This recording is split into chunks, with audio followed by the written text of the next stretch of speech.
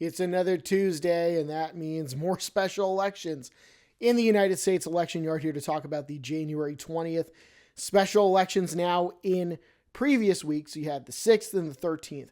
There were more special elections than what we had this week. There were only two, but one of them's going to a runoff. So we're only going to talk about the one that generated a result. Of course, as we have also been doing, we've been tracking overperformances or underperformances compared to the 2024 presidential election.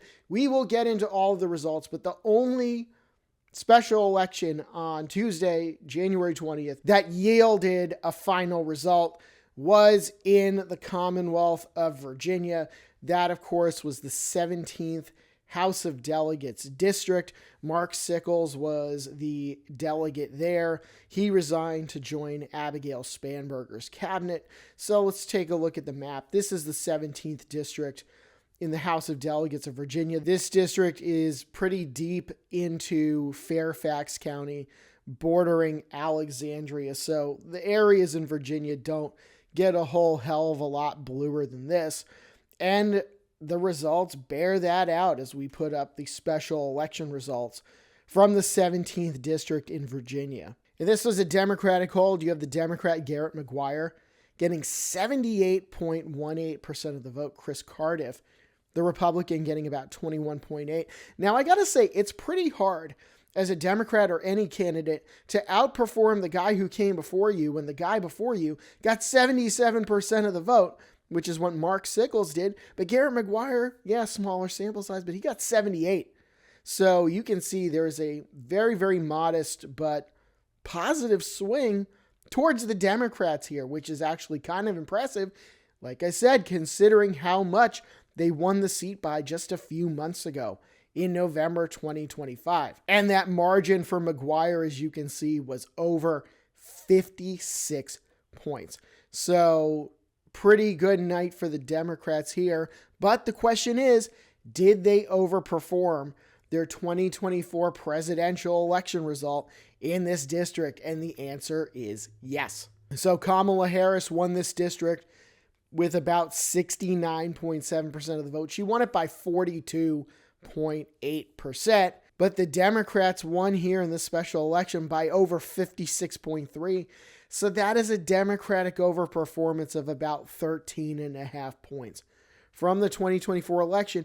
And not only that, it was actually even an overperformance from November 2025 in what was a Democratic landslide. So a very, very favorable result in this Fairfax-based district for the Democrats. And the only other race that we're going to talk about tonight is the only other race that happened. That is Georgia SD 18. Now, what Georgia does in elections like this, they have a jungle primary. There were 4 Republicans and 1 Democrat running. You need 50% plus 1 vote in order to get elected. The Democrat came in first, Lamario Brown. He got 37% of the vote. But the Republican vote adds up to about 63%, if you can do the math. Stephen McNeil very narrowly edged out Eric Wilson, so it looks like he's going to go to the runoff, McNeil.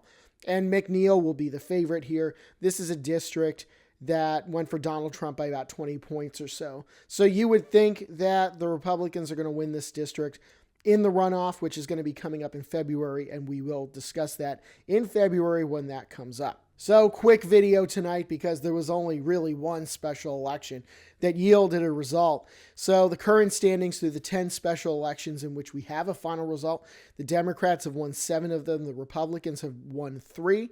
No seats have changed hands yet. It's still very early in the year. But now in the next screen we're going to put up, we're going to be tracking over performances relative to the 2024 presidential election results in each of these districts.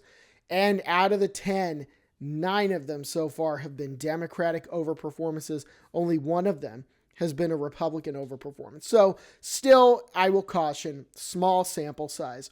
But so far, so good for the Democrats. This is a continuation of the trend that we saw beginning in 2025.